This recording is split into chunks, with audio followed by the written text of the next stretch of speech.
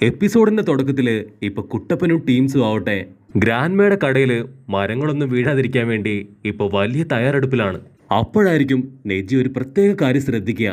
കാരണം ആ ഒരു ഇടി അത് മുഴുവനായിട്ടും അടിക്കുന്നത് ഇപ്പോ ആ ഒരു കട്ടബൊമ്മൻ ഗോൾഡ് മൈന് നേരെയാണ്. അവൻ കുറച്ചു നേരം അത് നോക്കി നിന്ന് പിന്നീട് അത് മൈൻഡ് ചെയ്യില്ല. പക്ഷെ ആ ഒരു ഇടിയുടെ യഥാർത്ഥ കാരണം അത് മറ്റാരുമല്ല, സാക്ഷാൽ റെയ്ക്കയാണ്. കട്ട് ചെയ്താ ഇവിടെ റെയ്ക്ക ആവട്ടെ അവന് ബോധം വരുമ്പോ കാണുക അവന്റെ ചിന്ന പയ്യൻ അത് മരിച്ചു കിടക്കുന്നതായിട്ടാണ്.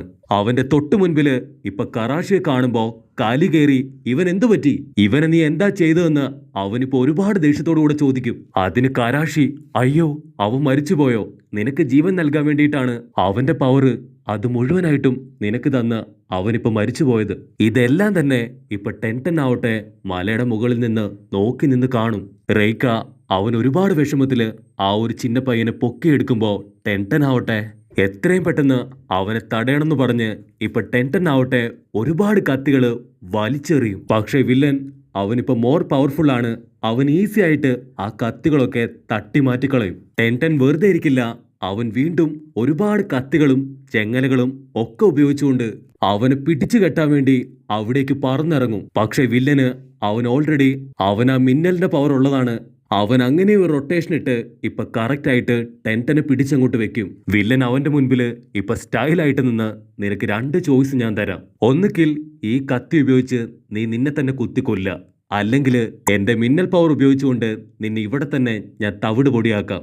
പക്ഷെ ടെൻറ്റൻ അതൊന്നും ശ്രദ്ധിക്കാതെ എങ്ങനെയെങ്കിലും അവിടുന്ന് രക്ഷപ്പെടാനായിട്ട് ഇപ്പൊ ശ്രമിച്ചുകൊണ്ടിരിക്കും. അപ്പൊ വില്ലൻ അവന്റെ രണ്ട് വാളും വീശി ഇപ്പൊ ടെൻറ്റന് നേരെ വലിയൊരു മിന്നൽ തന്നെ അടുപ്പിച്ചങ്ങോട്ട് വിടും.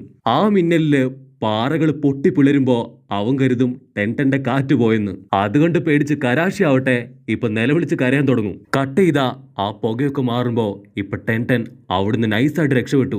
ടെൻറ്റൻ ഓടി വന്ന് ഒരു വടിയെടുത്ത് വീശി, നീ മിന്നൽ കൊണ്ട് എന്നെ അറ്റാക്ക് ചെയ്യുമല്ലേ, നിനക്ക് ധൈര്യം ഉണ്ടെങ്കിൽ ഈ കമ്പിൽ മിന്നൽ അടുപ്പിക്കുന്നു പറഞ്ഞ് ടെൻറ്റൻ ആവട്ടെ അത് വളരെ ഫാസ്റ്റ് ആയിട്ട് ഇപ്പൊ വീശാൻ തുടങ്ങും. അതിന്റെ പവറില് റേക്കിക്ക് പോലും ഒരുപാട് നേരം അവന്റെ മുൻപിൽ പിടിച്ചു നിൽക്കാനായിട്ട് ആവില്ല.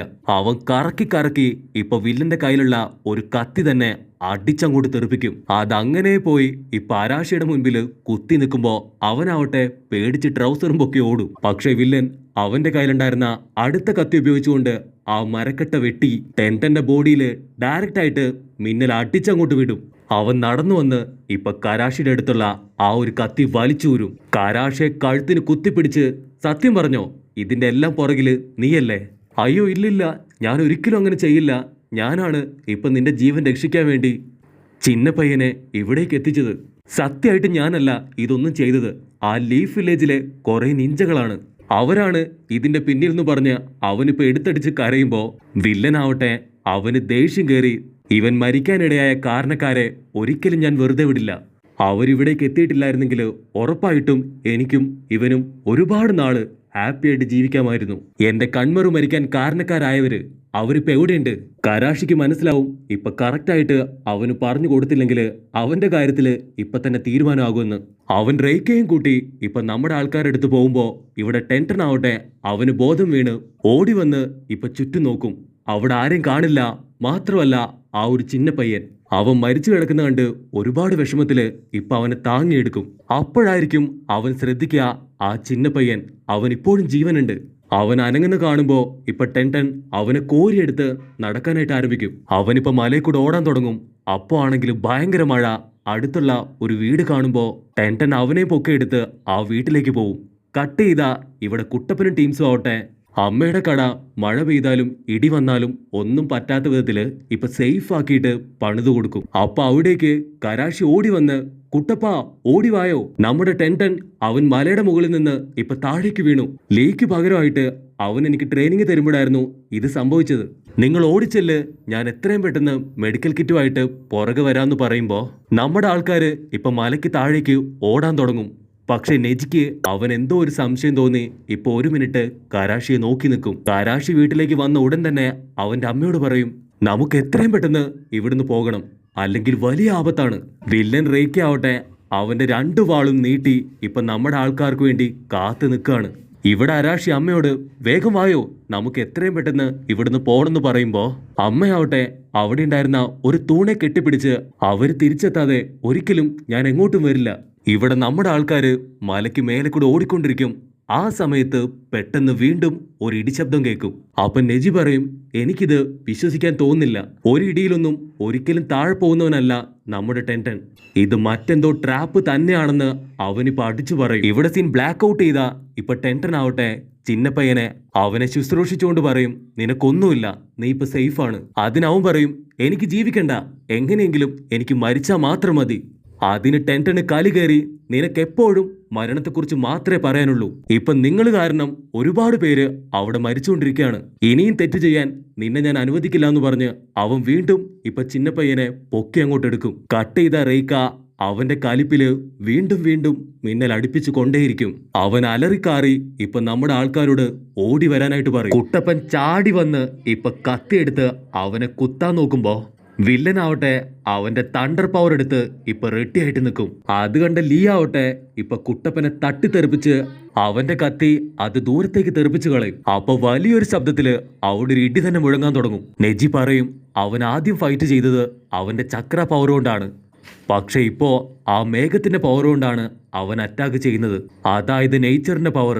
അതിന് യാതൊരു ലിമിറ്റും ഇല്ല എന്ന് പറയുമ്പോൾ നമ്മുടെ ആൾക്കാരെല്ലാവരും ഇപ്പൊ ഒരുപാട് കൺഫ്യൂസ്ഡ് ആയി. ഇനിയിപ്പോ എന്താ ചെയ്യാന്ന് പറഞ്ഞ് പരസ്പരം നോക്കും. അപ്പത്തേക്കും വില്ലൻ അവൻ വീണ്ടും അടുത്തൊരു വലിയ മിന്നല് അവർക്ക് നേരെ അവന്റെ കത്തി ഉപയോഗിച്ച് ചുഴറ്റി അങ്ങോട്ട് എറിയും. നമ്മുടെ ആൾക്കാര് അതിൽ നിന്നും കഷ്ടിച്ച് രക്ഷപ്പെട്ട് ഒരു മൂലയ്ക്ക് പോയിരിക്കും.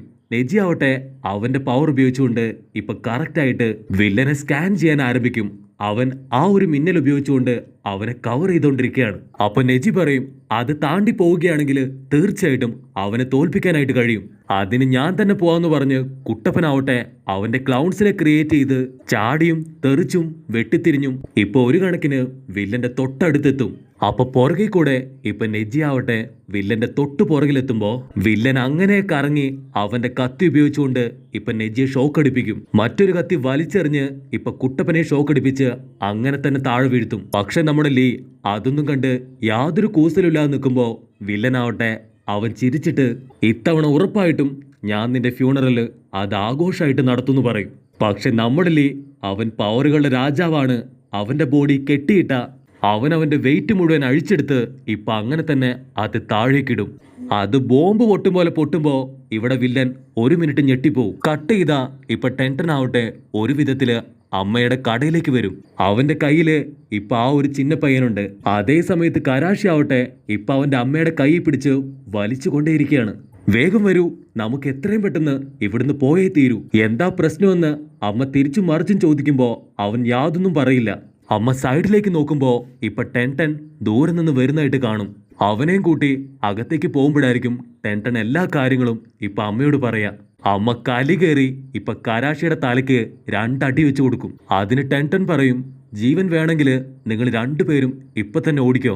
എനിക്ക് ഈ കുഞ്ഞിപ്പയ്യനെ അവനെ എങ്ങനെയെങ്കിലും രക്ഷിക്കണം. അതുകൊണ്ട് ഞാൻ ഇവിടെ തന്നെ നിൽക്കുമെന്ന് അവൻ ഉറപ്പിച്ചു പറയും. അത് കണ്ട അമ്മ, ഞാൻ എത്രയും പെട്ടെന്ന് കുറച്ച് ഫുഡ് ഉണ്ടാക്കി കൊണ്ടുതരാന്ന് പറഞ്ഞ് ഇപ്പൊ ഫുഡ് ഉണ്ടാക്കാനായിട്ട് പോകും. ആരാശി ഒച്ച വെച്ച് പറയും, ഇവിടെ എന്ത് സംഭവിച്ചാലും അതിന് ഞാൻ ഒരിക്കലും ഉത്തരവാദി ആയിരിക്കില്ല. ടെൻടൻ ഒരുപാട് ബുദ്ധിമുട്ടി അവനെ കെയർ ചെയ്യുമ്പോ ഇപ്പൊ അമ്മയാവട്ടെ അവിടേക്ക് ഫുഡ് കൊണ്ടുവരും. പക്ഷെ എന്താ, ടെൻടൻ എത്ര നിർബന്ധിച്ചിട്ടും അവൻ ഫുഡ് കഴിക്കാൻ കൂട്ടാക്കില്ല.